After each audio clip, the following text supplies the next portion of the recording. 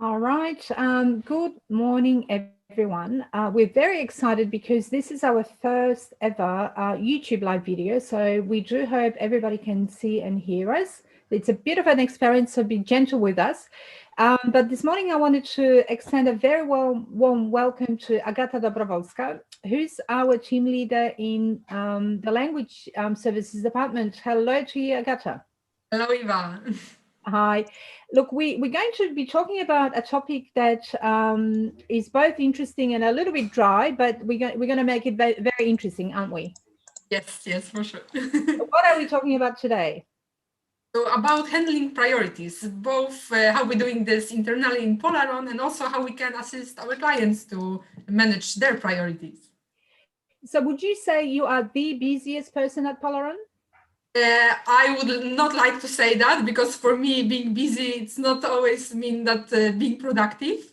And yeah, actually, so I'm trying to stick with the Pareto principle that we like you getting like 80% of your result by doing 20% of your work. And the like tricky part is we need to identify what are those 20% that are most important and valuable and like prioritize them first and then focus on the rest. And if we're busy, we can always delegate.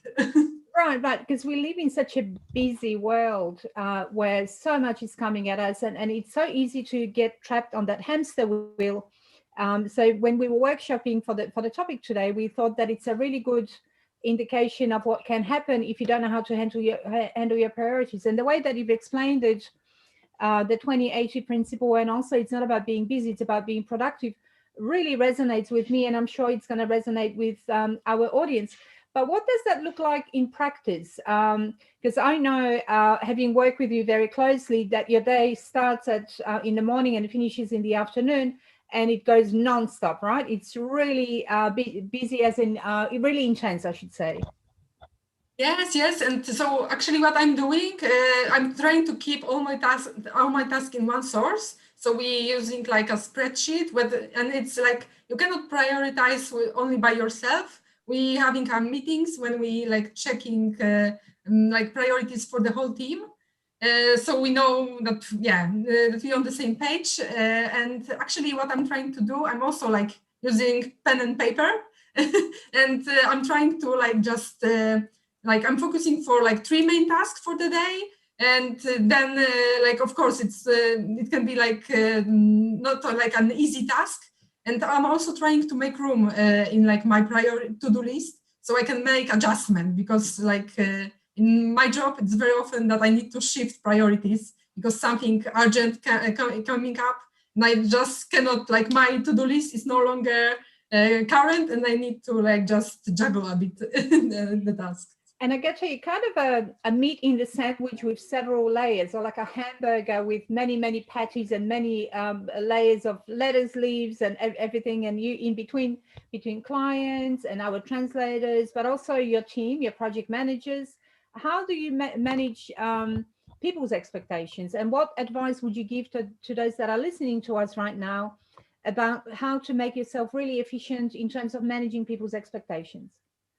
So when we so communication is a key when I think here, so it's very good to know so for example when like our clients want to prioritize their work, we also when we working with them we need to know what they want to communicate, what's their goal, how they want to do this, if they will focus on just doing booklets or if they want to add some audio video or if they're adding any like additional features like tagging the PDF. And of course, like I think the main thing is who is the audience. And you can also like assist our clients to decide what's about like what's the best choice of languages, because sometimes people get to like focus on like top 10 languages, and yeah, of course they will get the like greatest reach, but not always the information, the people who need the information are not in this group. So sometimes we advising to focus on like new and emerging communities, someone who has not having the community infrastructures, not having like a radio. So we also trying to like advise clients on help them to identify those communities. Right. And of course, everybody relies on you on expertise, on being able to lead projects that usually have a timeline. And at any given time, you can have up to 150 people or more working on a project, right? So how do you handle stress in that sort of situation? Like, practically speaking, do you just, walk away from your computer, take a break, or what you go and do yoga, or what happens in Agata's world? So I just want to quickly, because like that reminds me about like a joke, because like there's a joke that on the construction side, the man is walking with an empty barrel and he's going very quickly from one side to another, and the boss is seeing that and he's asking, so why you like walking with an empty barrel? What's happening? And he just the man is saying, oh, I'm so busy that I don't have to load. To put the loading in the barrel. Yeah, so that's actually, I'm feeling sometimes when I start feeling that that I'm going with an empty barrel, I just stop. I'm taking a few breaths, as you're saying. I'm not doing maybe yoga, but I'm just, yeah, I'm feeling that even if we're feeling that everything is urgent, it really helps if we just have a 5 minutes break, just look at the window, like what's behind the window, and then I'm trying to calmly plan first, and that will save me time later during the process. And yeah, I think that it's sometimes slowing down actually speeds the job, because right. Sometimes we're trying to handle like multiple things, and like actually it's more productive to just chunk the work and process step by step and focus on single tasks. Of course, and not everything's urgent, and there are these principles of things being urgent and important and less important, and like on any given day you'd have a lot of priorities like that to juggle, and to be able to explain to someone, yes, the greatest of respect, we understand that task is important, but can we renegotiate your deadline, or can we work towards a better plan? It's something that you do every day, right? Yes, that's right. Sometimes, of course, the client wants to have the job as quickly as possible and have the best quality. So sometimes we need to explain that, if someone is like the important, if someone wants to have the resource quickly, that may not always be possible to have it committee approved. Sometimes we saying, look, for this deadline, we can recommend you committee checked or independently checked resource. And because if you really need to publish this before this date, that will, sometimes it's really hard to speed the job, or we can do this, but with additional cost, because of course, our translators always need to handle different priorities. So sometimes we trying adjust the deadline if the client, because we have capacity. So it's not like if someone is saying that he needs something to be speed up, we usually can adjust it, but we also need to be realistic about that. Right. And tell me about an important word that I think at Polaron we promote, and that is respect, because I guess when in your work, we have a lot of respect for everybody, but how do you make people feel that they are respected? Because, there's lots of opinions sometimes, for example, in the checking process or the co-design process or the community approved process, there are so many agendas, I would even say, or people's opinions. How do you treat that with the respect it deserves, but also with the level of pragmatism that it needs to have in terms of producing those resources, particularly if you have a budget and timeline that you need to work towards? Yeah, so if we're receiving feedback from our checkers, we want to first understand what is the issue, because people tend to say, oh, it's something, oh, that's wrong, but we really need to understand why. Because sometimes just, really, there is no, if you have like two translators, you can have like three different opinions or even more. Right. So it's just somebody's opinion. Yes. So we can really, we really need to see if the issue is like how important is the issue. And if we have feedback, we checking with the main translator what are his thoughts, and if also we trying to be like, we not try, we sorry. Now I'm like struggling, like, yeah, I'm in the hamster. I mean, so we saying also to our clients, look, if we stuck because like the translator and checker cannot agree with each other, we asking them if they can. We giving the recommendation, but we asking also clients for advice, if yeah, what's are their thoughts for that. Yeah, absolutely. So it's like really the connector. You and your team are connectors with different parts of the process, but also different people. And like along that continuum, which is the project management, there are, it can be a bit of a bumpy road. But how do you ensure that it's a smooth journey for clients and for everybody? So actually, I think that it's really important. When I actually, I'm unfortunate now to have a team, and when I'm working with,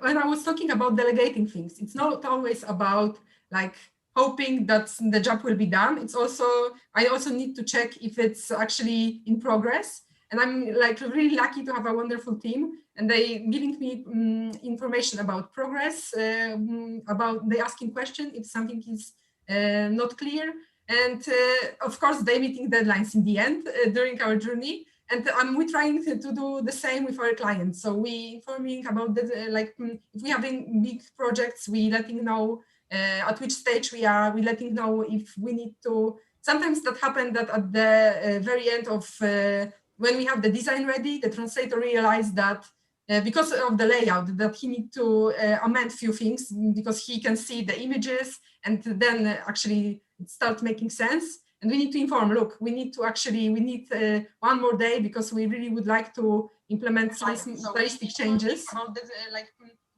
So yes, then we trying to keep them informed, and of course we asking questions if something is not clear, because sometimes the source also may be tricky if we're not sure what, about the target audience, or we recently we were transcripting, like translating script, but we were not having the audio, and for Vietnamese translator that was not easy to identify who is talking, is it the interview or interviewee, and that actually makes a huge difference in like grammar in Vietnamese. So we need to clarify those kind of things when Right, we right. do And it projects. sounds to me like you do handle a lot of technical issues that, I guess our clients don't want to know about because they trust you to be able to provide that technical assistance and work things out behind the scenes. But for those of you that are watching and don't know, Agata's actually got a engineering degree. So what I was going to ask you is, what are some of the tips that you've learned from when you were studying engineering, which is a very sort of structured, and I don't know whether it's fair to say that it's not a creative pursuit, because it really is if you think about it. What did you learn when studying engineering that you can apply to your work now? And best of all, share it with our audience. So yeah, I can say that actually engineering work was actually very similar to work at Polaron. That may sound like someone may be shocked that how you can compare two different industries. But I was working as a production engineer in Poland, so it was like similar. We also had process that we were need to like track.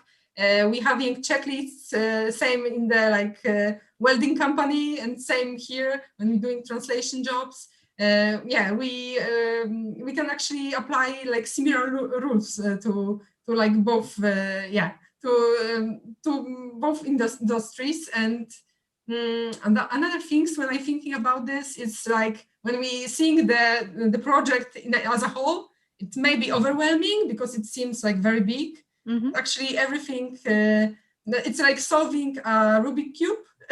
So that seems to be like hard and difficult, but when you know the algorithm and all the like simple steps, then it's being easy. And it's actually same in like every job. So you need to like chunk your projects into like smaller manageable parts, and then everything it's easier. That so resonates with me, Agata, because I know how structured you are in your approach, and of course you have to document everything, and and you need to be across all kinds of moving parts that are part of the project. And of course, we also need to play to people's strengths. So when we work with our translators, we know what they're better at. So some people are very technologically savvy and they'll be happy to do subtitles, they'll be happy to do voice recording. Other people are less confident, I guess. So it's about supporting your team. And as I said, at any given time, you can have 100 or 150 people working on a project, but also relying on your team. So we're talking about Iris and Marta here, and I hope they're watching. They just have been amazing, and they also have, both of them, they have certain strengths and certain areas that they want to improve. But when you allocate, or when you put a project team together, how do you go about it? What happens there? So actually, it's always good to have like a whole team, trained generally, because if Iris is, for example, on leave, then Marta needs to also know the things that Iris was working on. But yeah, I'm also like trying to see what's what is the interest for them, because Iris is focused on easy English resources recently. Marta has experience in marketing, and I know that it's giving them they enjoying doing things connected with those areas. Mm-hmm. So when we receiving like our request from the client, I'm trying also think what would be more enjoyable for them to do. Because of course they need to know how to do all tasks, but if I can choose the task that will be more suitable for them and they are more experienced, I will always go with that. One of the reasons, Agata, I love working with you is that you have such a positive outlook and this can-do attitude. So, and I know that some of the work that you do can be pretty challenging and stressful, and sometimes things come up at the last minute. But I know that you have this internal confidence, when I give you something to do, I know it's going to be done, and it's going to be done so well. How do you do that? Share some tips with us. So actually, I think that is, for me, that was a long journey, because first when I started, I was scared of everything. I was overthinking. I was thinking, I remember what will happen if we will not deliver? And we can, for sure, like someone can forget about this translation. I was actually adding when I was at the beginning, when I was looking at the at our project plan, I was like thinking, oh my, we may have trouble, but now I know also from experience how the project looks like, and I know what we can do in we having backups plans just in case if the translator can also get sick, and then we may need to reassign the job. So that's for sure. I'm just thinking. So tell me, I was going to ask you about resilience, because I think a PM's job in a translation industry where it's really fast paced. So for those of you that don't know, and most of you probably don't know, we got a couple of little projects on New Year's Eve, right? 10 to 5. And then we had to work through New Year's Day, and, things like that do happen. And it was a life-saving exercise, actually. I can't tell you too much about the project, but we were saving lives as we were working, essentially, right? And it was urgent, and it had to be done then. So what I was going to ask you is, how do you build that resilience, but also how do you show gratitude? So I'm trying to focus on positive aspects of our work, because we do not really provide translation services, really. I mean, translation is just a means to an end. What we do is look at the client need and how we can fulfill it, and how we can provide information to whatever community or whatever client they are working with in a way that they can understand. And sometimes that's a challenge. So that resilience, talk to me about that, but also talk to me, Agata, about that stress management aspect of things, and how do you help your team achieve a smoother journey, and also your clients. Sure. So yes, I agree with you that Polaron, I'm also not thinking about us only doing translation, because we are more like solution provider, I would like to say. Yeah. I'm also like, if clients are feeling that they're struggling with their priorities, I can just recommend to reach out to us and ask us for assistance with DTP, with like helping them even to like decide who will be the audience, maybe even with creating resources, because we can also offer like community focus groups, and that's actually the best thing that someone can do, is talk with the audience what they actually need, what's the essential for them.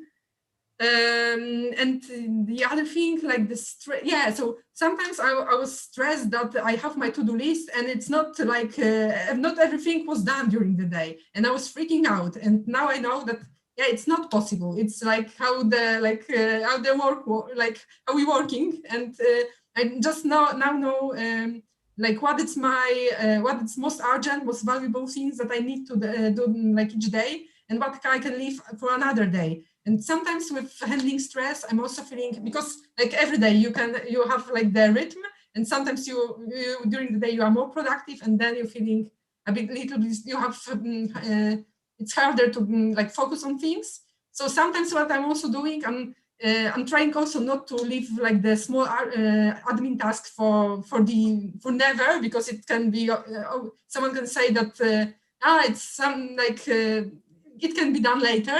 But I'm trying also to do the small task, and it's giving me a bit more like confidence, because I can feel that I have actually done a lot of small tasks that will like help me achieve better goals and improve processes in my everyday. Yeah, and I also feeling that with stress, we can actually manage this, because when we're thinking about the final outcome, and then because the challenges are stressful, that's for sure. But when we like finally overcome them and find a solution, that's very like motivating for next projects, and you can feel that you actually done it, and you are not alone. And when we're working together, we can actually achieve really great outcomes. So for that's the something community, that gives me right? energy. And it also gives you, I think, the sense of satisfaction and a job well done, which sometimes it feels like that hamster wheel. So I'm going to go back to the title in a minute, and we do have quite a few questions. And let me tell you that our YouTube session has been really successful, because I'm just watching it. I'm just watching it on another screen. That hamster wheel. Give us 3 tips of how to get off it, or how not to even get on it when we're talking about project management. Just 3 simple solutions or skills or ideas that you could share with us. I'm also thinking about managing feedback. I'm not sure if it's relevant to the hamster wheel, but it can be, because like sometimes you want to have this box ticked, then that something is checked, and sometimes it's actually good to like be open-minded and see what you can change. And that can also because we tend to use things as we as they were done in the past, and sometimes it's like never-ending circle. Mm-hmm. And sometimes just talking out at the being talking from the perspective, and wondering how maybe it can be done different in the future, can help us avoid issues in the future. So you're really talking about continuous improvement, essentially, which is so the language services industry isn't static. You know, when I started 20 years ago, it's nothing like, you know, my phone now has more power than my entire office. You know, it's such a different world we live in. So just going back to the 3 tips, and then I'm going to hand over to Andrea for a question. So you said, and let me paraphrase here, that it's important to continuously improve and accept feedback graciously, and see it not as a personal attack, I guess, but the way to improve. Yeah, is that fair to say? Yes, that's right. Okay, give me 2 more. What are 2? So another one, maybe if you want to speed up, slow down, I would say. It's that empty barrel. I'll have that in my mind forever. Yes. Don't reach an empty barrel. Think about what you're going to load it with. Yes. Yes. And the third one, maybe